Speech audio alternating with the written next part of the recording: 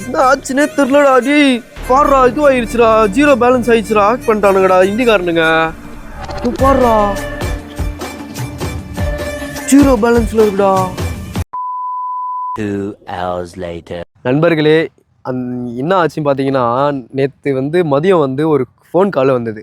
அந்த phone call scam கால் தான். ஏன்னா ஒரு இந்திக்காரன் கால் பண்ணி இந்த மாதிரி அவங்க அக்கௌண்ட்டில் தெரியாமல் பேமெண்ட் சென்ட் பண்ணிட்டேன், நீங்கள் எனக்கு கொஞ்சம் ரிட்டர்ன் பண்ணுங்க அப்படின்ட்டு ஒரு ஃபோன் காலை சொன்னாங்க. டேய் நான் சிவனேன்னு தான்டா இருந்தேன். எதுக்குடா ஏன்டா இப்படி பண்ணுறீங்க? சோதிக்காதீங்க. நானும் கொஞ்சம் பார்த்தேன். அது கொஞ்சம் டவுட்டாக இருந்தது. ஏன்னா நிறைய ஸ்கேம் நடக்குதுன்றனால கொஞ்சம் எனக்கு பயம். பேசிக்காகவே பயந்துட்டேன் நான். என்ன பண்ணுறேன்னு தெரியாமல் இல்லை நீங்கள் அக்கௌண்ட் நம்பர் அனுப்புங்க, நான் உங்களுக்கு அக்கௌண்ட்டில் சென்ட் பண்ணுறேன், அக்கௌண்ட் நம்பர் போட்டு பேங்க் மூலியமாக நான் உங்களுக்கு சென்ட் பண்ணுறேன். ஏன்னா ஜிபே மூலியமாக பண்ணால் நம்மக்கிட்ட இருக்க பேலன்ஸ் அவன் ஆட்டை போடலாம், ஆட்டை போடுறதுக்கு வாய்ப்பு இருக்குது. அதனால பார்த்தீங்கன்னா அந்த பேங்க் அக்கௌண்ட்டு கேட்டதுக்கு அவன் ஏதோ ஊர் பேர் தெரியாத ஒரு அக்கௌண்ட்டை அனுப்பிச்சி விட்டான். அந்த ஏடிஎம்மே இந்த சென்னையிலே கிடையாது.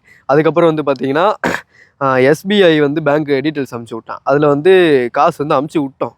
பார்த்தீங்கன்னா 2000 ரூபா வந்தது. அதில் 1700 ரூபா சென்ட் பண்ணிட்டோம். மீதி 300 ருபீஸ் நாங்கள் சென்ட் பண்ணலை. ஏன்னா பார்த்தீங்கன்னா அது அவன் உண்மையான கஷ்டப்படுறவனா இல்லை ஸ்கேமரான்றது எங்களுக்கு டவுட் தான், எனக்கு தெரியல. இருந்துமே என்ன பண்ணுறது, அந்த 300 பேசிக்காக நாங்கள் போடும்போது போகல. அதனால் பார்த்தீங்கன்னா எங்களுக்கு ஒரு மைண்ட் என்னென்னா, அது பிடிச்சி வச்சுன்னே கொடுப்போம். ஏன்னா அப்போ தான் இன்னொரு வாட்டி 1க்கு 2 வாட்டி பார்த்துட்டு அவன் போடுவான். நல்லவனாக இருந்தான் அப்படின்னு பார்த்தீங்கன்னா நம்மளுக்கு கடைசி வரைக்கும் போதும் சொல்லிட்டு அவன் போயிடுவான். இதே திருப்பி ஒரு ஸ்கேமராக இருந்தான் அப்படின்னா அவன் கண்டிப்பாக எங்களுக்கு ஃபோன் பண்ணினே இருப்பான். ஆனால் எனக்கு இப்போ வரைக்கும் ஃபோன் வரல. ஆனால் பார்த்தீங்கன்னா உண்மையான கஷ்டப்படுறேன் தான் நினைக்கிறேன். ஒரு 2-3 நாள் கழித்து அந்த 300 ருபீஸும் அந்த நாங்கள் போட்ட பேங்க் அக்கௌண்ட்லேயும் நாங்கள் திருப்பி போட்டுருவோம். அதேமாதிரி பார்த்தீங்கன்னா இந்த மாதிரி ஸ்கேம் நிறைய இடத்துல நடக்குது. நீங்கள் அதை பார்த்து பயப்படாதீங்க. ஒரு தைரியமாக ஹேண்டில் பண்ணுங்கள். ஏன் சொல்கிறேன்னா, ஏமாந்தீங்க அப்படின்னா தலையில் மிளகா அரைச்சிட்டு போயிடுவானுங்க. அப்புறம் பேங்க் அக்கௌண்ட்டு, ஜிபே எல்லாமே ஆக்ட் பண்ணிவிடுவானுங்க. அதையும் நீங்கள் நல்லா தெரிஞ்சு வச்சுக்கோங்க. இது ஒரு அவேர்னஸ் வீடியோ. உங்களுக்கு தெரிஞ்ச எல்லாருக்குமே ஷேர் பண்ணி விடுங்க. எனக்கு நடந்தது. இப்போது அது நடந்ததுன்னு எனக்கு அவ்வளோ பயம் எடுத்துக்கிச்சு. ஏன்னா திடீர்னு பேங்க் பேலன்ஸு திடீர்னு 0 பண்ணிட்டானுங்களாம், ஆக்ட் பண்ணிட்டாங்க அப்படின்னா ஒன்றுமே பண்ண முடியாதுங்க. அப்புறம் எதுவுமே பண்ண முடியாது. இப்போ நம்ம போலீஸ் ஸ்டேஷனில் போய் கம்ப்ளைண்ட் பண்ணாலும் நீ எதுக்கு கொடுத்த, நீ எதுக்கு பண்ண அப்படின்னு தான் கேட்பாங்களே வச்சு ஒரு ஆக்ஷன் எடுக்க மாட்டாங்க. அதனால் நீங்கள் உஷாராக இருக்கிறது உங்கள் நல்லது தான். நம்ம ஊர்லேயே ஏமாத்துறவனுங்க நிறைய பேர் இருக்கானுங்க. இதில் யாரை நம்புறது, யாரை இது பண்ணுறேன்னு எனக்கு தெரிலங்க. பாம்பேலேருந்து எனக்கு கால் வந்தது. அதான் அந்த ஸ்கேமர் கால் எனக்கு பாம்பேலேருந்து தான் கால் வந்தது எனக்கு.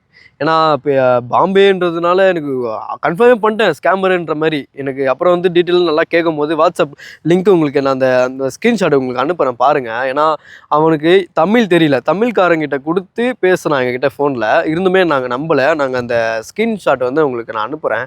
ரெண்டாவது இந்த பேங்க்கில் ஏடிஎம்மில் போயிட்டு நாங்கள் காசு போட்டதும் உங்களுக்கு நான் ஷோ பண்ணுறேன். ஏன்னா மற்றவங்க காசு நமக்கு தேவையில்லை. ஏன்னா அது இருந்து நம்ம நாசமாக போயிடுவோம். ஏன்னா எனக்கு ஒரு நம்பிக்கை அதுதான். மற்றவங்க காசு வச்சு நம்ம யூஸ் பண்ணுறது அது பாவம் தான். இருந்தாலும் அவன் ஒரு பொங்கல் சீசனில் அவங்க ஃபேமிலிக்கோ அவங்க குழந்தைக்கோ ஏதாவது வாங்கி தரதுக்கோ அவன் ஏதோ ஒரு ஆசைப்பட்டிருப்பான். அப்படி இல்லாமல் தெரியாமல் ஒரு நம்பருக்கு சென்ட் பண்ணிட்டு அவன் கஷ்டப்படலாம், சொல்ல முடியாது. அதனால் நான் அந்த காசை போட்டு விட்டேன். அவன் ஸ்கேமராவோ இல்லை நார்மல் பீப்புளோ அவன் ஏதோ ஒன்று போட்டு விட்டேன். ஆனால் இருந்துமே அந்த 300 ரூபா பிடிச்சி வச்சுருக்கேன். அவன் கால் பண்ணான் அப்படின்னா திருப்பி நான் அந்த காசை திருப்பி போட்டு விட்டுறேன், ஒன்றும் பிரச்சனை இல்லை. ஆனால் ஒரு விஷயங்க, நம்ம ஊர்லேயே சின்ன வாண்டுங்களாம் ஏமாற்றி பொழைக்குது.